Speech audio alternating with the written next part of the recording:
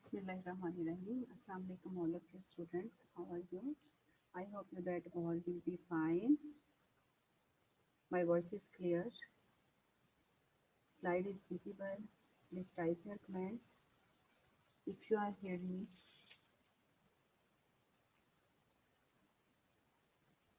जी बेटा, मेरी आवाज़ क्लियर है आपको? स्लाइड विजिबल है?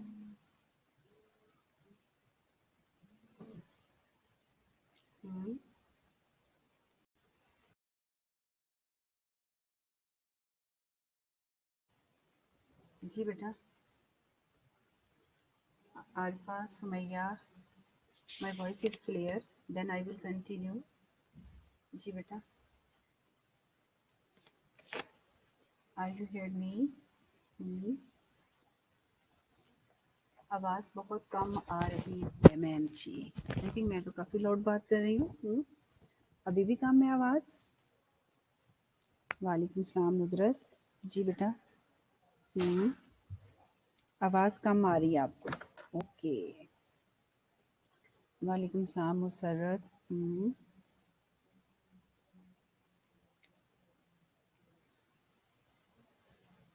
अब आ रही है आवाज़? जी Shahzad, voice is clear. Okay, thanks god कि आपने किसी ने ये तो कहा कि मैडम क्लियर है. क्यों शहजाद? क्योंकि बेटा आपका रिप्लाई ज़रूरी है कि आप लोग अगर मुझे सुन सकते हो तो डेफिनेटली मैं कंटिन्यू करूँगी. Musarrat. Okay. Today our topic is neurological assessment. क्योंकि आपकी जो है वो सजेशंस पे हम लोग इस टॉपिक को कंटिन्यू करें. Already we discuss previous lectures and already you are given I think online class assessment test. ठीक है, तो आज हम इसको डिस्कस करेंगे. हो सकता है कि बहुत सारे ऐसे स्टूडेंट्स हैं जो कि मुझे यहाँ नज़र आ रहे हैं, जैसे इकरा है. ठीक है, इकरा नवाज़ माशाल्लाह से इसने ज्वाइन किया है. मोस्ट वेलकम इकरा.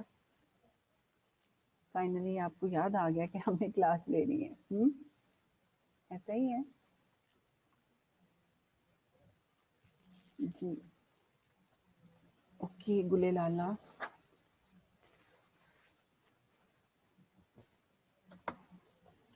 जी आपके सीआर और जीआर नज़र नहीं आ रहे. क्यों?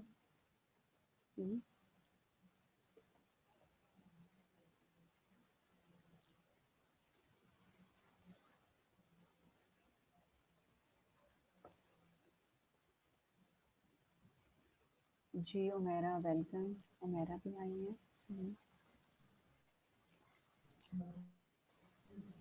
तुम्हारी फ्रेंड किधर है? मेरा हेलो. जी इट मीन्स कि आपको मेरी वॉइस क्लियर है. जी इट मीन्स कि आपको मेरी वॉइस क्लियर है. जी बिल्कुल. जी बिल्कुल.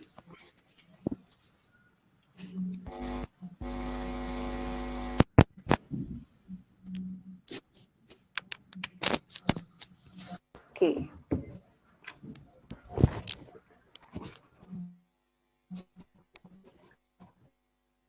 Okay. Hello.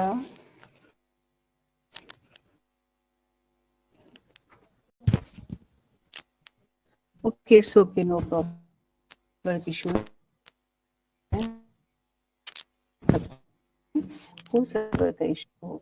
So today topic is neurological assessment. The was mind of the parents will be able to test us and common reasons for abnormality.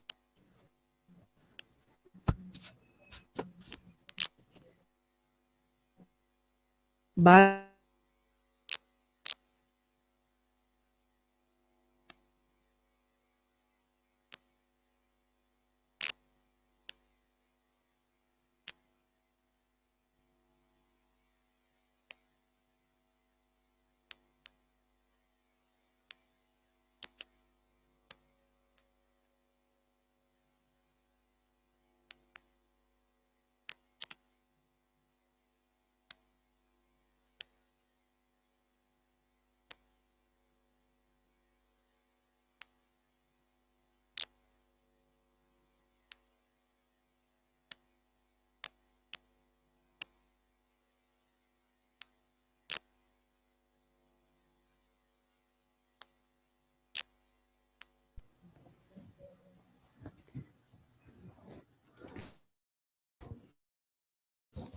अब आ रही है आवाज मेरी?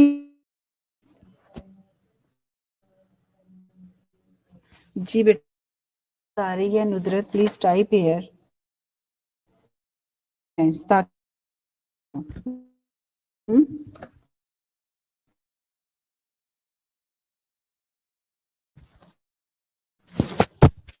अब आ रही है?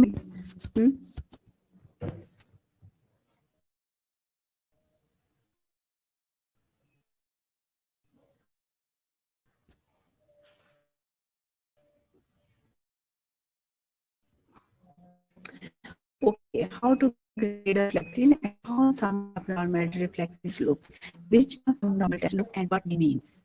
आई है। ओके सुमैया, अब आवाज आ गई है। थैंक यू बेटा, आपने रिप्लाई किया।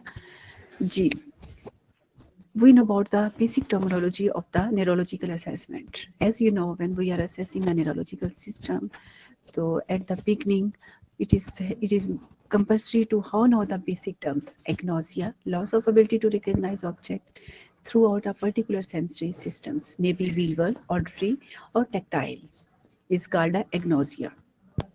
जी, अब आवाज आ रही है बेटा? एक्चुअली मुझे यही कंफ्यूजन रहनी है, मेरी आवाज आ रही है या नहीं आ रही। तो सुमैया ने फाइनली कह दिया है कि मैम अब आ रही है वॉइस, कोई इशू नहीं, it's okay. Ataxia, inability to coordinate muscles movement resulting in difficulty walking, talking and performing self-care activities. Clonus, abnormal movements marked by alternating contraction and relaxation of our muscles occurring in a rapid successions. ठीक है, GLONASS में क्या है, आपकी abnormal movements हो जाती हैं जिसमें alternating contractions and relaxation muscles की हो जाती है जब आप चलते हो। ठीक है।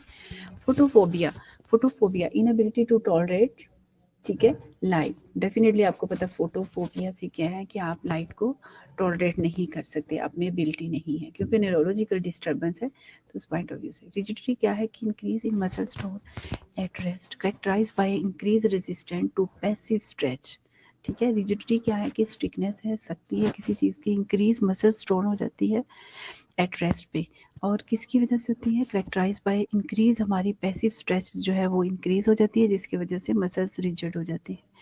स्पास्टिसिटी, इसमें क्या होता है, सस्टेन हमारे इंक्रीज टेंस हो जाते हैं हमारे मसल्स जब हम पैसिवली लेंथन और स्ट्रेच करते हैं। ठीक है, जब आप हम खुद से जो है एक्टिव और passive, as you know active exercise and passive. Active means itself जो आप परफॉर्म कर रहे होते हो एक्टिविटीज़, ठीक है, और जो पैसिव है जो कि आप खुद से उस चीज़ को कर रहे होते हो। ठीक है, कि मतलब आप जैसे स्ट्रेंथ है, किसी को कोई फ्रैक्चर था, कंट्रैक्चर बन गया है तो आप उसकी खुद से मूवमेंट कर रहे होते हो पकड़ के, तो उसको हम पैसिव कहते हैं। ठीक है, नो वो will continue the history from the patients. As you know, we always taking a history from the patients whenever we are performing a physical assessment of the any system. Either respiratory system हो सकता है, neurological है, आपका abdominal assessment है, कोई भी आप system को रिव्यू कर रहे हो तो आपको हिस्ट्री लेना जो है वो ज़रूरी है। प्रीसेंटिंग कंप्लेन, सबसे पहले हिस्ट्री में हम देखते हैं पेशेंट किस कंप्लेन के साथ आ रहा है, तो आपने ask about the system, symptom देखने के उसके कौन कौन से सिम्टम है, what are they, which part of the body do they affect. Definitely जब आप देखते हो तो ओवरऑल देखते हो, क्योंकि प्रेजेंटिंग अब न्यूरोलॉजिकल असेसमेंट में मेबी पेशेंट्स का ट्रोमेटिक इंजरी हुई है, रोड साइड एक्सीडेंट हो गया है, या वो उसकी क्रॉनिक कोई हेडिक है, माइग्रेन है, तो इस वजह से हम जो है वो उससे उस पार्ट ऑफ द बॉडी जो अफेक्ट हुई है उससे हिस्ट्री हम लेते हैं, और फोकस हमारा उस सिस्टम पे होता है जिस सिस्टम को हम असेस करना चाह रहे हैं। Students, are you with me? Okay, मेरी वॉइस क्लियर है, अंडरस्टैंडिंग हो रही है? क्योंकि ये ना कि मैं बोलती जाऊं और आप लोग कहो कि बिल्कुल भी समझ नहीं आ रही। ठीक है, ओके। आर दे लोकलाइज और मोर वाइड स्प्रेड? आपने ये हिस्ट्री लेते हुए जो प्रेजेंटिंग कंप्लेन के साथ पेशेंट पेन की है तो आया कि वो बॉडी में सर्कुलेट कर रही है या कहीं एक ही पॉइंट पे है। व्हेन डिड दे स्टार्ट, कब स्टार्ट होती है, टेंशन में है या कोई काम करता है उस point of how long do they are last for, कि मतलब आपको कंप्लेन है हेडेक की है तो कब से है, कितना अरसा हो गया, कितना टाइम हो गया है, डेज है या मंथ है या वीक है, ठीक है। और वर्ड इज सडन, रैपिड और ग्रेजुअल इन ऑनसेट, ये सडनली होती है, रैपिडली होती है या ऐसा ऐसा हो सकती है ऑनसेट, ठीक है। इस तरह history of trauma, already I discuss at the beginning कि कोई ट्रॉमेटिक इंजरी हो सकती है, रोड साइड एक्सीडेंट होता है या प्रीवियसली कोई ट्रॉमेटिक इंजरी हुई है उसकी हिस्ट्री में है तो जिसकी वजह से पेन है, ठीक है। Is it clear? Okay, thank you बेटा for your reply. Ask about associated symptoms, other feature of neurological diseases like already I discussed headache and numbing and needle screw and bomb, ठीक है। ये हम process करेंगे क्योंकि आज का बोलता है एसोसिएटेड सिम्टम, क्योंकि न्यूरोलॉजिकल सिस्टम का रिव्यू कर रहे हैं तो उससे घाटिंग हम पेशेंट हिस्ट्री करेंगे, फोकस पॉइंट हमारा वही होगा, ठीक है। जब हम हिस्ट्री लेते हैं तो हम 3 टाइप्स करेंगे। हम सबसे पहले कॉम्प्रिहेंसिव हिस्ट्री, प्रॉब्लम ओरिएंटेड है, तो डेफिनेटली हम न्यूरोलॉजिकल सिस्टम को असेस कर रहे हैं तो हम उसमें सबसे पहले पेशेंट से पूछेंगे हेडेक है, कब से है, ठीक है। तो फिर हम उसको असेस करेंगे, वो कहेगा नमनेस है तो कोई पिन वगैरह से हम टेस्ट करते हैं, कोल्ड गर्म से, इन सब चीज़ों से असेस करते हैं ताकि न्यूरोलॉजिकल असेसमेंट में उसके न्यूरोलॉजिकल सिस्टम है या नहीं है। वीकनेस, अनस्टेडीनेस, जिसे हम कोऑर्डिनेशन और बैलेंस की बात करते हैं, स्टिफनेस पोस्चर में है तो न्यूरोलॉजिकल डिस्टर्बेंस होगी। और नोज़िया और वॉमिटिंग की हम बात करेंगे पेशेंट से, या वॉमिटिंग तो नहीं है, विजुअल डिस्टर्बेंस तो नहीं है, उसका कॉन्शियसनेस जो है वो तो नहीं है। These are the following questions when we are going to examine the neurological disease. So previously we will discuss उसकी हिस्ट्री, ठीक है। प्रेजेंटिंग कंप्लेंट की बात आ जाती है कि हम चीज़ें। Now we will discuss past health history. Past health history में क्या देते हैं, सब neurological problems can present years after a positive events, ठीक है। ऑलरेडी डिस्कस दिस पॉइंट कि आपने प्रॉब्लम फोकस की अगर बात करते हैं तो आपने देखना है कि उसको प्रेजेंटली कितने साल से है या कोई इवेंट हुआ था, जैसे ट्रोमेटिक पोस्ट ट्रोमेटिक इवेंट हो जाता है तो उसमें कोई उसकी मेमोरी में चीज़ें हैं, ठीक है। Enquire about other medical problem past and present, these may give a clue to the diagnosis. For example, a person in atrial fibrillation may be producing multiple tiny embolies, ठीक है। अगर कार्डियक इशू है तो इसीलिए हम देखते हैं कि उसको मेडिकल प्रॉब्लम क्या है, पास्ट और प्रेजेंट हिस्ट्री को हम इंक्वायर करते हैं ताकि हमें डायग्नोज बनाने में जो है वो हेल्प हो सके। जैसे कि एग्जांपल बता दिया है कि एट्रियल फिब्रिलेशन की अगर बात करते हैं तो वो प्रोड्यूसिंग मल्टीपल हो सकता है, टेनी एम्बोलाई है, देयर में भी वास्कुलर प्रॉब्लम है और रिकरेंटली हो सकता है, मिसकैरेजेस है उसके recurrently, to suggest anti phospholipid syndrome, there में भी डायबिटीज भी हो सकता है, ask about pregnancy, delivery and neonatal health. तो ये जो है पास्ट हिस्ट्री में हम उसको हमें डायग्नोज करने में हेल्प हो जाती है उसकी जब हम पास्ट हिस्ट्री ऑब्टेन करते हैं। Is it clear student, are you with me? Okay, Sana Qayyum ji,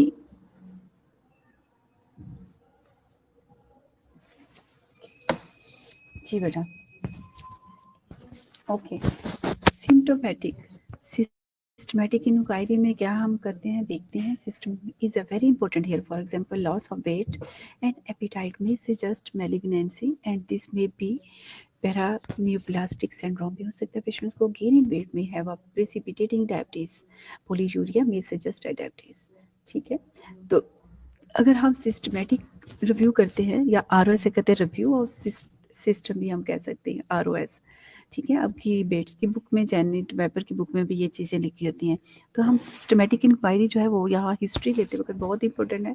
for example अगर पेशेंट का वेट लॉस हो रहा है और एपिटाइट जो है वो में सजेस्ट करती है, मतलब उसको भूख ही नहीं लगती जिसकी वजह से मे बी मैलिग्नेंसी की तरफ तो नहीं जा रहा, ठीक है। अगर उसका वेट गेन हो रहा है तो मे बी प्रेसिपिटेटिंग डायबिटीज तो नहीं, पॉलीयूरिया जो है वाटर अकोमुलेट तो नहीं हो रहा, इसे आपको इंडिकेशन मिल जाती हैं डायग्नोज बनाने में। Family is very important, consider if there may be genetic basis और पोजीशंस हो सकती हैं उसकी, फैमिली इज आल्सो इम्पोर्टेंट, ठीक। For example Huntington chorea is unusual in that it is a familial disease, Huntington choreas क्या है, but do you understand? Already discuss किया हुआ है बहुत डिटेल तक में, पढ़ा हुआ है ना आप लोगों ने। क्या है कि जी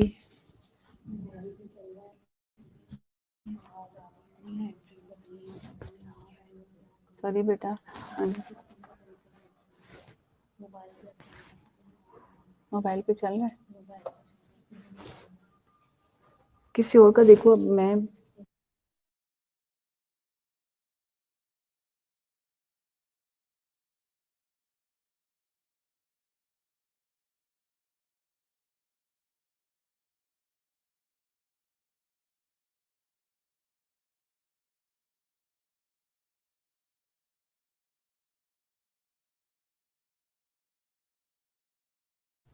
सॉरी बेटा जी, हंटिंगटन की बात हो रही थी, but do you understand about Huntington?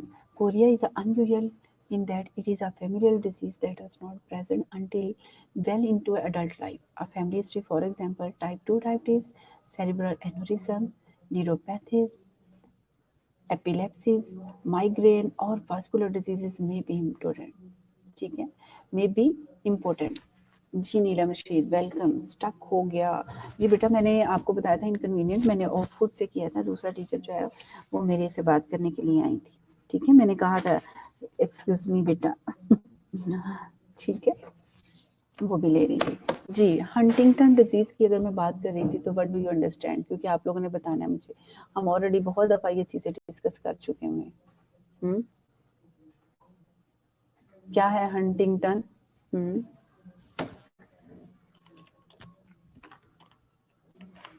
जी बेटा, टाइप योर कमेंट्स।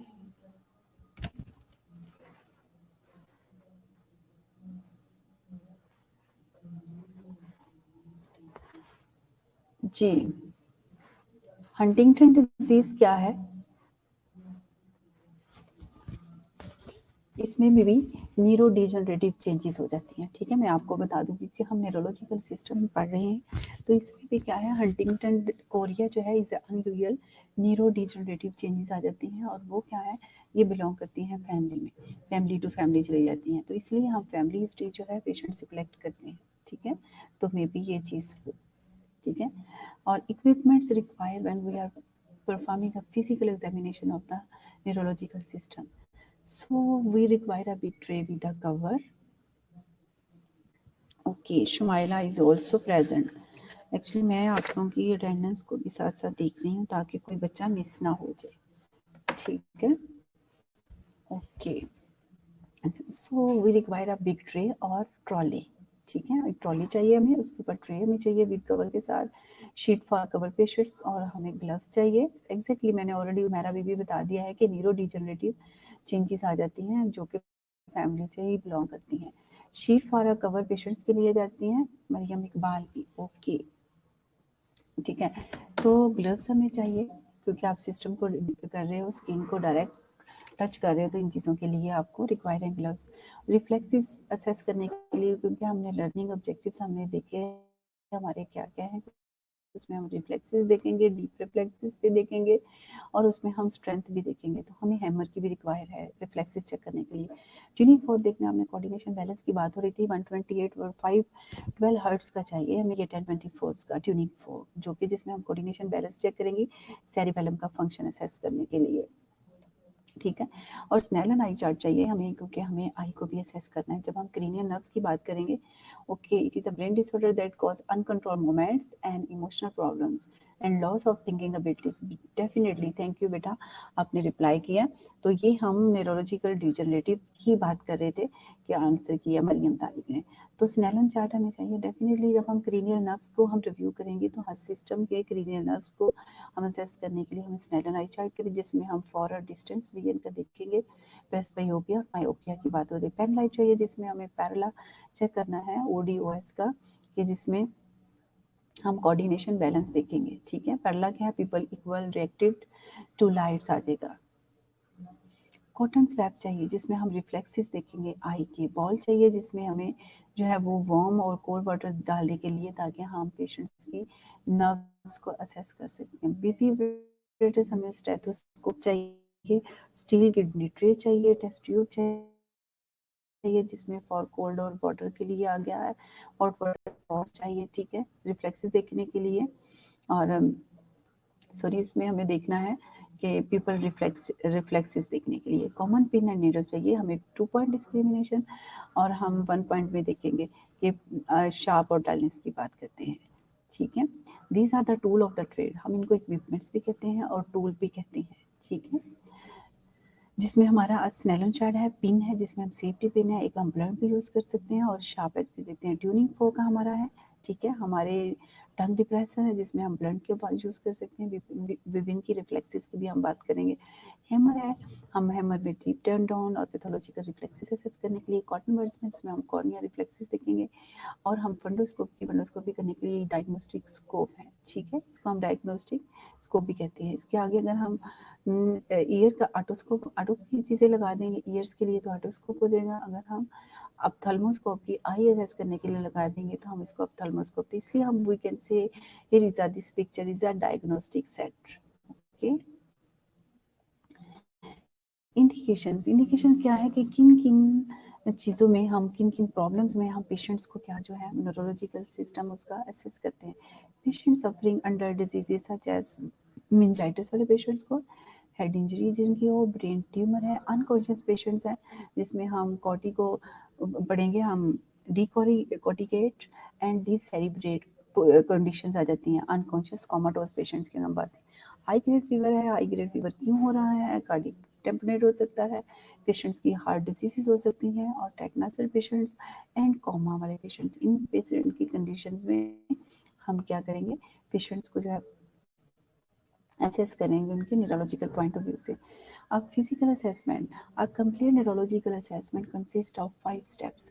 अगर हम न्यूरोलॉजिकल असेसमेंट की बात करते हैं कि फिजिकल असेसमेंट न्यूरोलॉजिकल का कितने स्टेप्स पे है, तो क्या है हमारे 5 मेजर जो है वो स्टेप्स है। कौन सा है, मेंटल स्टेटस एग्जामिनेशन, एमएसई जिसे हम कहते हैं, क्रेनियल नर्व असेसमेंट, और रिफ्लेक्सिंग टेस्ट करेंगे हम कौन से, DP, superficial reflexes, deep reflexes or pathological reflexes, and we will assess the perform a physical assessment of the motor system assessment and sensory motor sensory definitely जब हम पढ़ेंगे neurological assessment में, neurological assessment के अंदर cranial nerves की बात हो रही है, तो उसमें हम cranial nerves हमारी सेंसरी प्योरली भी हैं, मोटर प्योरली भी हैं, और कुछ हमारे मिक्स हैं, तो इसलिए हम मोटर सिस्टम हम मस्कुलोस्केलेटल पॉइंट ऑफ व्यू से भी असेस करेंगे और सेंसरी के असेस से भी करेंगे। कोऑर्डिनेशन बैलेंस में हम उसका रोमबर्ग टेस्ट परफॉर्म करेंगे, गेट देखेंगे कि पेशेंट की स्टेड है या कोई लिम्प तो नहीं है।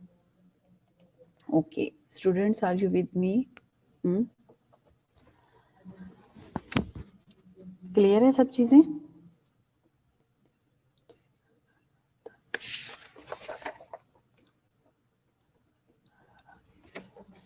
जी बेटा, समझ आ रही है सबको?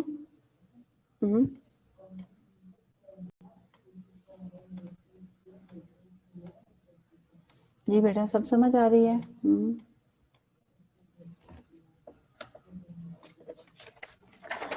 जी,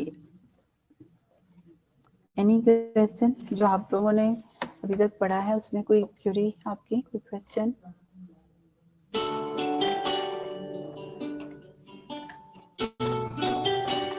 एक सेकंड बेटा, मैं आपसे 2 मिनट बात करती हूँ।